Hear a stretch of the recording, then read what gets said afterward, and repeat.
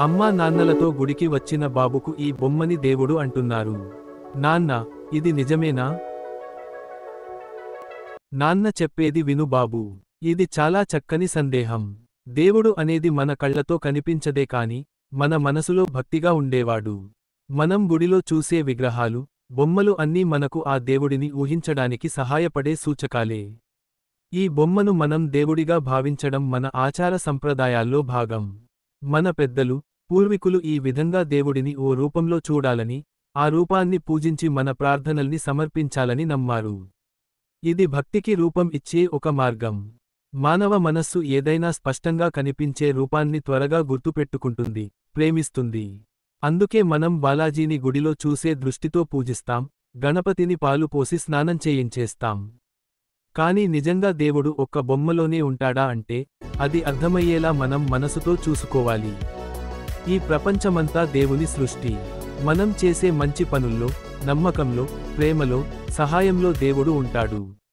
నీకు నేను చెప్పినట్లు ఎవరి మీదైన శ్రద్ధగా, భక్తిగా చూసినప్పుడు అక్కడ దేవుణ్ణి చూడొచ్చు. చిన్న వయస్సులో భగవంతుడి పట్ల గౌరవం, భయభక్తులు అలవడతాయి. ఈ మార్గం ఆమెను మంచి బాటలో నడిపించడానికి మొదటి అడుగు. మనం చెప్పాల్సింది ఏమిటంటే, ఈ బొమ్మ కేవలం ఒక ప్రతీక, దేవుని రూపం. కాని అసలు దేవుడు మన మనస్సులో ఉండాలి. మనం మంచిగా ఉండటం, ఇతరులకు సహాయం చేయడం, నిజాయితీగా జీవించడం ఇవే దేవుణ్ణి సంతుష్టిపెట్టే పూజలు. దేవుడికి రూపం లేదు అని కొన్ని గ్రంథాలు చెబుతాయి. మరికొన్ని దేవుణ్ణి విగ్రహంగా పూజించవచ్చు అంటాయి.